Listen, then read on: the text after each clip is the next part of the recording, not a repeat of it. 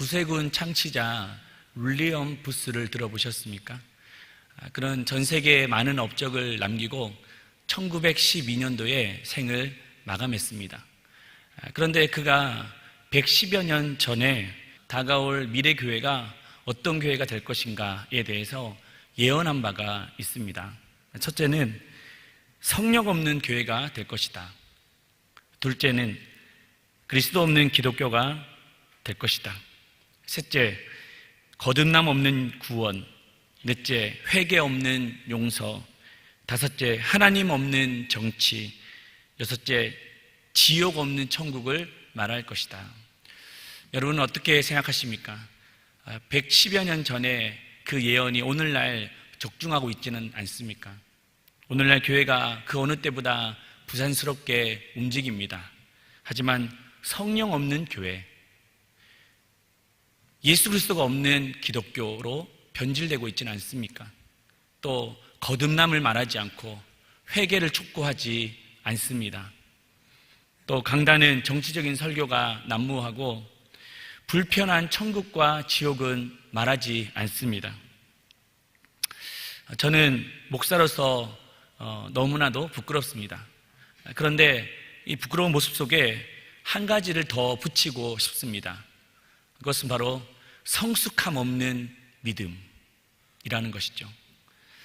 한국교회는 줄곧 믿음에 대해서 강조해 왔습니다. 그런데 믿음은 있는데 그 믿음에 합당한 성숙한 열매가 맺어지고 있는가 돌아보아야 합니다. 모든 것에는 진짜가 있다면 가짜가 있습니다. 명품을 보십시오. 진품이 있으면 항상 가품이 등장하게 마련입니다. 믿음도 진짜 믿음이 있다면 가짜 믿음도 존재합니다. 우리가 종교인과 신앙인의 차이를 잘 알지 않습니까? 종교인은 그냥 교회를 나오는 사람입니다. 그들에게는 삶의 내용이 없습니다. 그런데 신앙인은 교회를 나오는 것이 아니라, 교회도 나오죠. 그렇지만 예수님을 따라가는 자들입니다. 그래서 그들의 언어에는 예수의 언어가 묻어져 있고 또 그들의 삶에는 예수의 향기가 나타납니다. 이것이 바로 성숙한 믿음입니다. 오늘 읽은 야고보서의 말씀은 바로 성숙한 믿음이 무엇인가 소개하고 있습니다.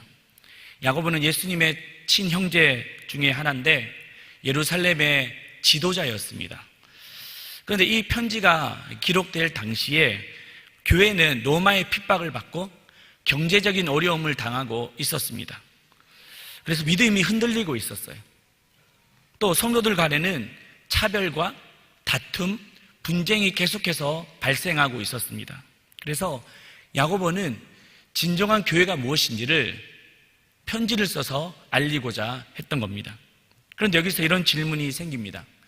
외적인 시련이 찾아오면 내적으로는 더 믿음이 견고해져야 되는 거 아닌가?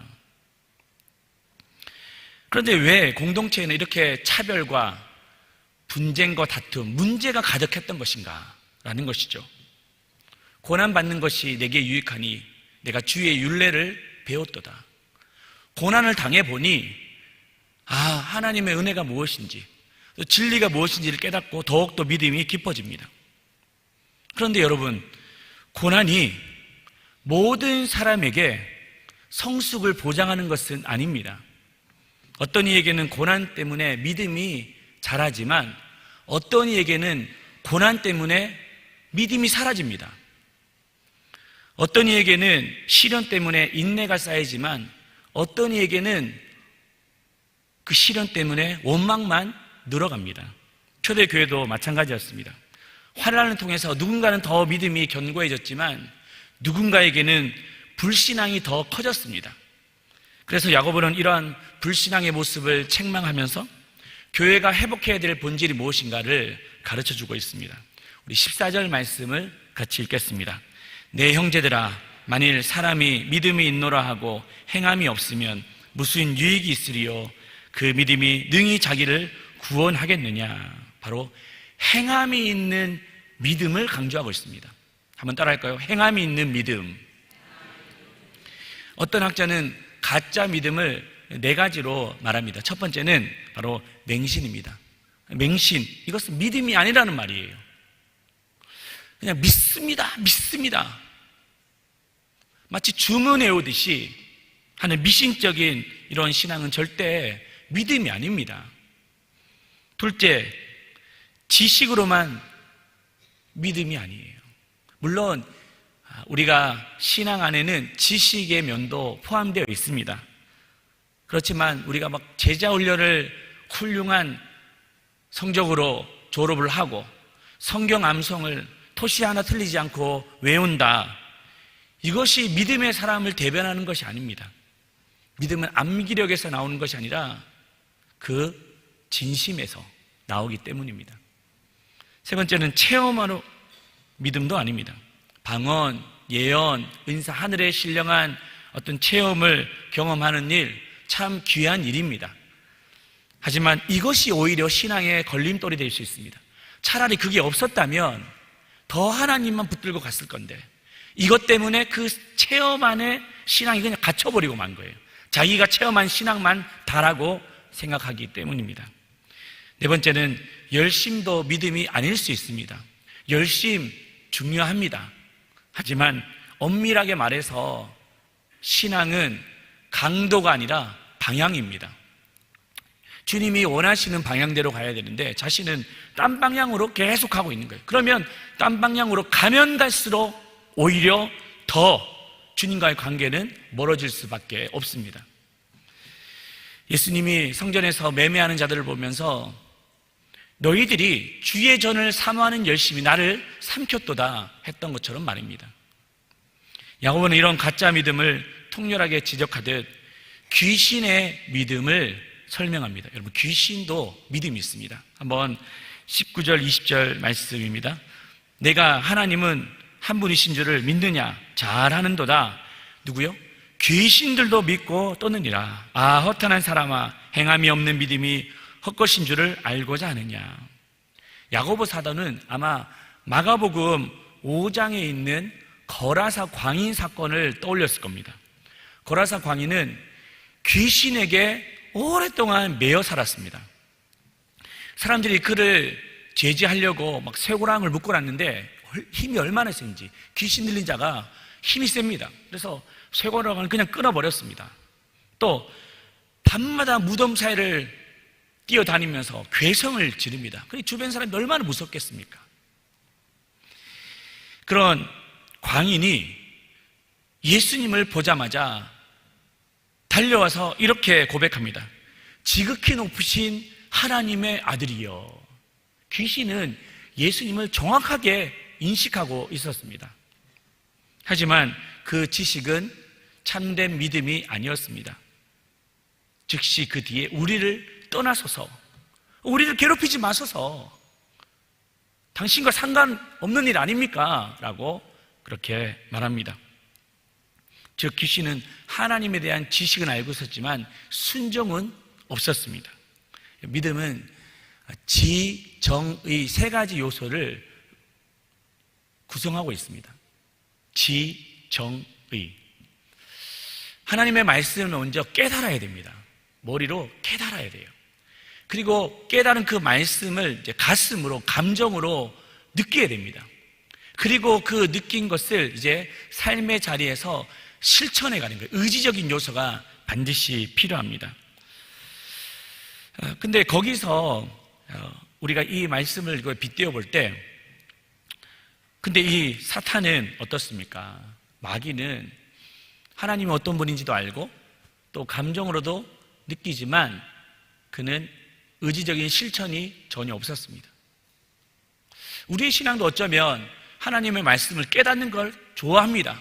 말씀을 사모하고 그 말씀을 열고 또 어떤 좋은 말씀을 찾아다니는 거 필요합니다. 그런데 거기서도 아니고 또 마음속에 그래 맞아 이렇게 살아야지 이렇게 마음속에 다짐도 합니다. 근데 정작 그렇게 살아내느냐라는 것은 차원이 다른 문제라는 것이죠. 여러분, 우리는 반드시 행함이 있는 믿음이 있어야 됩니다. 콩 심은 데는 뭐가 나야 됩니까? 콩이 나야 돼요. 팥 심은 데는 뭐가 나야 됩니까? 팥이 나야 되는 거예요. 그처럼 우리의 믿음의 나무에는 행함의 열매가 맺어져야 됩니다. 어느 교회 앞에 구멍가게를 하는 한 사장님이 계셨습니다. 어느 날 그 교회에 새로운 목사님이 부임하신 거예요. 얼마 있지 않아 그 구멍가게 사장님이 우리 목사님 얼마나 설교가 좋은지 몰라요. 우리 목사님 설교가 막 죽여줍니다. 이런 자랑을 손님들에게 막 하시는 겁니다. 그래서 그 중에 어떤 손님이 아니 도대체 목사님이 얼마나 말씀을 그렇게 잘하시길래 자랑하십니까? 혹시 지난주에 어떤 말씀을 하셨답니까? 라고 되물었습니다. 그러자 주인이 머뭇거리며 이렇게 말합니다. 사실 저는 그 교회를 다니지 않습니다. 그래서 한 번도 그 설교를 들어본 적이 없습니다. 라고 말했습니다. 그래서 아니 당신은 설교도 한 번도 안 들어봤는데 어떻게 그렇게 말씀을 잘 전한다고 얘기합니까? 라고 말하자 이분이 하셨던 말씀이 걸작입니다. 목사님이 부인하고 난 뒤에 교인들이 외상값을 너무너무 잘 갚는다는 말인 거예요. 여러분, 이게 진짜 믿음이에요. 우리는 신앙을 종종 착각합니다. 내가 예배 자리에 있는 것, 내가 목사인데, 내 장로인데, 집사인데, 권사인데, 또 내가 아침부터 와서 열심히 봉사하는데 귀한 일이죠. 하지만 그것이 그 사람의 믿음을 대변하는 것이 아닙니다. 삶의 내용이 있는 신앙으로 증명돼야 됩니다. 야고보는 계속해서 하나님이 인정하시는 믿음이 어떤 결과를 낳는지를 두 사람을 예로 듭니다. 첫 번째는 바로 아브라함, 두 번째는 라합이었습니다. 먼저 아브라함입니다. 하나님은 아브라함을 갈대 우르에서 부르셨습니다. 그런데 아브라함에게는 자식이 없었어요. 그래서 하나님이 아브라함을 창세기 15장에 보시면 밤에 데리고 나오셔서 아브라함아 저 하늘의 별을 좀 봐라. 별을 셀 수 있느냐? 못 세는데요. 저 바닷가에 있는 모래를 봐라. 한번 세어봐라. 셀 수 있냐? 못 세는데요. 못 세지. 그런데 내 자녀가 이렇게 하늘의 별과 같이 바닷가의 모래와 같이 많아지게 될 것이다 라고 약속하셨습니다. 근데 아브라함은 믿을 수 없는 상황이었어요. 왜냐하면 아브라함의 나이는 75세였습니다. 또 아내 사라의 경수는 이미 끊어졌습니다. 그런데 중요한 것은 아브라함은 그 하나님의 약속의 말씀을 믿었습니다. 그래서 그 믿음을 아브라함의 의로 여기셨다라고 하십니다. 그래서 실제로 100세의 아들을 주셨습니다. 그런데 야고보 사도는 아브라함의 믿음을 언급하면서 그냥 여기서 마치지 않고 창세기 22장 7장 뒤에 있는 그 사건을 다시 가지고 옵니다. 아브라함의 믿음이 시작되었지만 거기서 끝나지 않고 온전하게 되었을 때가 언제냐? 그것이 바로 그 이삭을 바쳤을 때라는 거죠. 21절 22절입니다. 우리 조상 아브라함이 그의 아들 이삭을 제단에 바칠 때에 행함으로 의롭다 하심을 받은 것이 아니냐? 내가 보거니와 믿음이 그의 행함과 함께 일하고 행함으로 믿음이 온전하게 되었느니라. 아브라함의 믿음이 하늘의 별, 바닷가의 모래와 같이 자손을 주시겠다 할 때 그것을 믿은 것으로 다가 아니라 독자 이삭을 하나님께 바칠 때 너의 온전한 믿음이 증명되었다라고 하셨습니다. 여러분 생각해 보십시오. 이삭은 100세에 낳은 아들입니다. 애지중지 키웠습니다. 그런데 갑자기 하나님께서 이 아들을 번제로 드려라 라고 했을 때 얼마나 충격적이었겠습니까? 번제는 그 짐승을 가져와서 뼈 마디를 다 꺾고 각을 뜨고 가죽을 벗겨서 그 불에다가 하나도 남김없이 태우는 것이 번제입니다. 너무나도 이해할 수 없었습니다. 주실 때는 언제고 다시 가져가신다니 이게 말이 됩니까? 그러나 아브라함은 그 말씀에 순종합니다. 왜죠? 아브라함은 하나님을 믿었습니다. 갈대 우르에서 코를 박고 우상을 섬겼던 인생, 죄인지도 모르게 살아갔던 인생 속에 또 자기 살겠다고 아내를 누이라고 속였던 그 비열한 인생이었지만 그를 끝까지 언약의 말씀을 붙들고 가나안 땅으로 인도하셨던 그 하나님이라면 내가 지금 손해보는 것 같고 내 삶이 무너지는 것 같지만 하나님은 신실하게 내 삶을 인도하실 것이다 라고 하는 믿음이 그 안에 있었습니다. 그래서 아브라함은 이삭을 데리고 모리아 산으로 올라갑니다. 그리고 제단에다가 놓고 큰 칼을 빼들었습니다. 칼 죽이려고. 그때 하나님이 다급하게 외칩니다. 아브라함아, 아브라함아, 멈춰라. 그때 하나님께 이렇게 말씀하시죠. 네가 독자라도 아낌없이 나를 위해서 바쳤나니 네가 나를 경외하는 줄 이제를 알았다. 하나님께서 한 양을 준비시켜 주셨고 그를 대신 번제로 삼아 주셨습니다. 야고보는 이 사건이 진정한 믿음이었다라고 말하고 있습니다. 23절입니다. 이에 성경에 이른바 아브라함이 하나님을 믿으니 이것을 의로 여기셨다는 말씀이 이루어졌고 그는 하나님의 어떻게 해요? 벗이라 칭함을 받았나니. 하나님의 벗이라는 별명은 아무에게나 주어지는 것이 아닙니다. 하나님과 친밀한 교제 속에 있는 자에게 주시는 축복입니다. 이러한 축복은 아브라함이 그 행함을 통하여 그 자녀를 하나님께 바쳤던 그 행함을 통하여 주셨다는 사실입니다. 두 번째는 라합입니다. 라합은 요수아의 그 가나안 정복 때에 나타난 인물이었습니다. 근데 이 여인은 이방인이었고 기생이었는데요. 요수아가 이제 가나안 땅을 정복을 하려고 했습니다. 근데 그 땅 안에는 이미 7족속이 가득했습니다. 그들이 땅을 내어줄 수 있겠습니까? 그래서 여호수아는 정탐꾼을 보냈죠. 하지만 가나안 사람들에게 발각되어 쫓기는 신세가 되었습니다. 중요한 것은 그때 이 라합이라는 여인이 정탐꾼을 숨겨줘요. 그리고 또 이 정탐꾼들이 빠져나갈 수 있는 도피로도 마련해 주었습니다. 야고보는 이러한 라합의 행동이 바로 믿음이었다라고 소개합니다. 25절입니다. 또 이와 같이 기생 라합이 사자들을 접대하여 다른 길로 나가게 할 때에 행함으로 이롭다 하심을 받은 것이 아니냐. 라합의 이러한 행동은 어쩌면 자기 동포들에게는 간첩입니다. 스파입니다. 명백한 반역입니다. 하지만 그녀는 목숨 걸고 정탐꾼을 지켜냅니다. 왜 그랬을까요? 그는 알고 있었습니다. 소문으로 하나님께서 이스라엘 백성들이 어떻게 인도하신지를 다 들었습니다.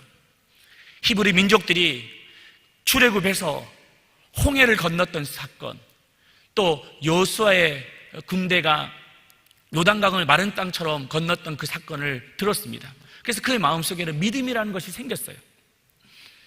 그리고 그 믿음이 이제 정탐꾼이 왔을 때 행함으로 증명이 됐던 것이죠. 그들을 숨겨줌으로 하나님의 살아계심, 또 하나님의 왕권을 인정했던 겁니다. 라합은 자기 살겠다고 그냥 사람들을 희생시키지 않았습니다. 또 계산적으로 하나님을 믿지도 않았습니다. 한 발은 세상, 한 발은 하나님, 이 사이에서 머뭇머뭇하면서 그렇게 살지 않았습니다. 그녀는 믿음으로 결단했고 행함으로 증명했습니다. 그래서 마틴 로이드 존스 목사님이 이런 말을 했습니다. 믿음은 전 인격 속에서 드러난다. 참 믿음은 단순히 지적 동의나 감정적인 흥분에 머물지 않는다. 반드시 전인격적인 반응, 삶의 결단을 통해서 일어난다라고 했습니다. 한 집사님이 작은 식당을 운영했는데 늘 마음의 부담이 있었습니다. 은혜를 받으니 다르게 살아야 겠다고 생각하지만 한 가지, 주일을 성수하는 것이 잘 되지 않았습니다. 주일에 가게 문을 닫지 못했어요. 처음에는 대출을 많이 받았다 보니까 그 결정이 쉽지 않았던 터였습니다. 하지만 은혜가 들어가자, 말씀이 들어가자, 그래 결단하자 라고 해서 주일은 쉽니다 라고 문 앞에 붙이고 주일에 문을 닫았습니다. 그 결정하기 전까지는 너무 마음이 불안했는데 결정하니까 세상이 줄 수 없는 그 평안이 몰려왔습니다. 나와 내 집은 오직 여호와를 섬기겠노라, 그 말씀이 그전에는 참 뭔가 부담스러웠는데 이제는 그 말씀 앞에 진실할 수 있었습니다. 그리고 종업원 10명을 전도했습니다. 그래서 종업원들이 왜 이제 이런 좋은 복음을 들려줬냐고, 좀 빨리 들려주시지, 왜 나를 이렇게 늦게 교회를 데려왔냐고 얘기했다고 합니다. 그때 이분은 두 가지 느낀 것이 있다고 말합니다. 첫 번째는 잘 사는 것도 중요하지만 잘 믿는 것이 중요하구나. 두 번째는 내가 주일에 장사를 안 하게 되면 주변 상인들도 살 수 있으니 얼마나 감사한 일인가. 여러분, 쉬운 일은 아닙니다. 하지만 이것이 진짜 믿음입니다. 반드시 행함으로 나타나야 됩니다. 믿음은 알매에서 시작되고 삶으로 완성되기 때문입니다. 믿음을 정의하면서 야고보는 이렇게 결론을 맺습니다. 18절 말씀인데요. 근데 여기서 여러분 잘 한번 보십시오. 믿음을 나타내는 그 한 단어가 무엇인지를 한번 보십시오. 찾아보십시오. 18절 말씀입니다. 어떤 사람은 말하기를 너는 믿음이 있고 나는 행함이 있으니 행함이 없는 내 믿음을 내게 보이라. 나는 행함으로 내 믿음을 내게 보이리라 하리라. 어떤 걸까요? 사람일까요? 믿음일까요? 행함일까요? 여기서 중요한 단어는 보이라입니다. 보이라. 여러분, 믿음은 어법상 추상명사입니다. 그래서 무게도 없고 냄새도 없고 또 손으로 만질 수도 없습니다. 그래서 누구든지 나는 믿음이 있다 라고 큰 소리 칠 수는 있습니다. 그러나 야고보는 오늘 이렇게 우리에게 도전하고 있습니다. 당신들이 정말 믿음이 있다고 말한다면 내게 보여주십시오. 당신들이 나는 믿음이 있다라고 고백은 무성하게 할 수 있지만 과연 그 열매들이 나타나고 있습니까? 당신 안에 고백은 내가 볼 수 없지만 당신이 만들어낸 그 결과는 내가 볼 수 있기 때문입니다 라고 말했습니다. 팻 로버슨이라는 19세기 방송가이자 그리고 사회운동가가 있습니다. 근데 그가 과거에 죄를 짓고 호랑방탕하게 살았습니다. 그런데 그가 하나님을 만났습니다. 그리고 집에 돌아오자마자 거실에 있는 그 장식장을 가득 채웠던 술병들을 그 하수구에 콸콸콸 붓기 시작했습니다. 그 아내가 당신 왜 이러시냐고. 그러자 이 팻 로버슨이 이렇게 말했습니다. 내가 구원받았어. 나 같은 죄인이 예수를 믿음으로 말미암아 천국에 갔어 라고 외쳤습니다. 이게 진짜 믿음입니다. 여러분들은 그리스도를 위해서 무엇을 끊었습니까? 무엇을 포기했고 어떤 삶이 달라졌습니까? 내 삶은 주의 것이라고 말하고 모든 주권이 하나님께 있다고 말하지만 정작 나는 여전히 돈을 의지하고 또 주의 성수 한번 못하고 11조 한번 제대로 정확하게 하지 못하는 그런 모습으로 살지 않습니까? 우리는 이제 믿음으로 증명해야 됩니다. 믿음은 고백이 아니라 삶의 내용으로 나타나기 때문입니다. 저는 이 말씀을 준비하면서 저부터 회개해야 된다. 직분을 가졌다고 말하고 큰 소리를 치지만 과연 나는 그 행함이 있는 믿음을 보이고 있느냐. 여러분, 우리가 하나님 앞에 그 직분, 어떤 봉사, 헌신, 귀한 일이지만 그에 맞는, 걸맞는 과연 열매가 있느냐를 보십시오. 부모를 잘 공경하라 그러면 아멘이라고 말을 하지만 부모를 업신여기고 관심도 없고 살아가고 있지는 않습니까? 자녀들에게는 늘 내 감정에 따라 대하고 내 욕심을 따라 가르치고 있지는 않습니까? 늘 수근수근 말로 죄를 짓고 범죄하고 이간질하는 그런 모습들, 우리는 회개해야 됩니다. 용서하지 못하고 사랑하지 못하고 끊임없이 정죄하는 그 모습들, 우리는 회개해야 됩니다. 믿음은 고백이 아니라 행함으로 증명되어야 되기 때문입니다.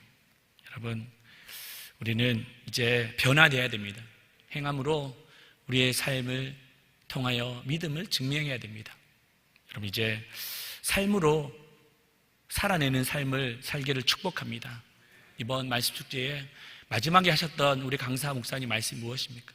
우리는 하나님께 뭐 얼마나 많이 구합니까? 이것도 구하고 저것도 구하고 이거 달라고 그러고 저거 달라고 하고. 근데 막상 우리의 삶에 응답이 없는 이유가 뭐라고 했습니까? 바로 뭐죠? 열매가 없는 거예요. 열매를 맺으면 무엇인데 원하는데 구하라 그러면 주실 것이라고 말씀하셨는데, 열매가 없으니 아무리 구해도 우리는 응답이 없는 거죠. 여러분, 열매 맺는 삶이 가장 복된 인생인 줄로 믿습니다. 그래서 우리의 삶을 변화시키고 어제보다 오늘이, 오늘보다 내일이 달라지는 그 변화의 인생, 그 열매가 있는 인생을 통해서 우리도 살고 우리 주변에게 그 열매를 나눌 수 있는 저와 여러분들 되시기를 주님의 이름으로 축복합니다.